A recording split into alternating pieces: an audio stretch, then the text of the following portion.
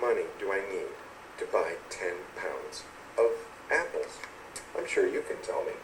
It's 75 cents times 10, which is 750. Now that's 750 cents. The question is asking us, how many dollars will it be? And we want to get something that says $750. So looking at our answers here, we want something that goes 75 times the 10, and then we divide. How did we get cents to go to dollars? We divide it by 100. So we look at this formula here. It says 75 times 10 over 100. We know that the 10 really was an x. And now we can look around here, and there's our answer. 75x divided by 100. We're going to take the situation when this right here, the circle, is smaller than the square, right? It's touching it right on the corners. Now this is a special situation. What happens here is that we know that this line, which is half of the diameter, is 5. So what they don't tell you is it makes sense to continue this line. Now it's another 5 because we know that this is the center. And they usually explain it is the center. So that allows us to make this extension. We can only do this because any line coming from the center will be the same as this line. Okay? If this line is 10, what do we know about squares? Which of these becomes 10, right? There's a 10, and there's a 10. So, here's the challenge. What is the area of the entire square? 10 times 10. So that gives us 100. And we put that right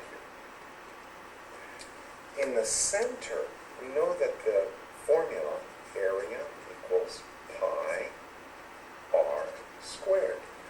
We know that the r here is this number, the 5. So this will be 25 pi.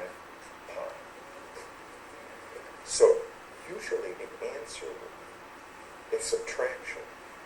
The area of the square minus the area of the circle. And that will give you the shaded parts. Okay. So the entire square is 100. So we say 100 minus the 25 pi. And we remember that 25 pi is like 25 times about 3. So if you wanted to look at this, you'd say, okay, this is about 75 here. Okay? Good. Students ask me, how can I improve my verbal score? My answer does not often please them. I tell them, take a list of typical words. There are many books out there that have a list. Sit down with some friends and make a game of it. You cover up everything, all of the description of the word, its definition. You just look at the word.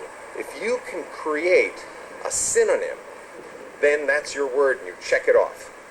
If you can't create a synonym and give an example in a sentence, go ahead and read it and try to create an emotional interaction with that word. Create a situation where you are using that word, like malign.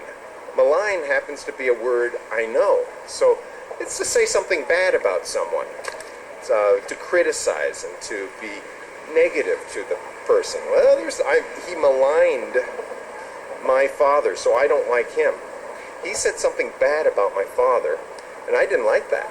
My father's a good person. Why did he malign my father? Okay, you have some fun like this.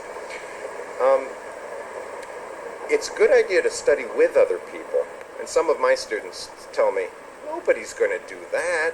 I mean, in my class, my teacher goes over 10 words, and we discuss them, and those are the 10 words we learn for that day or for that week.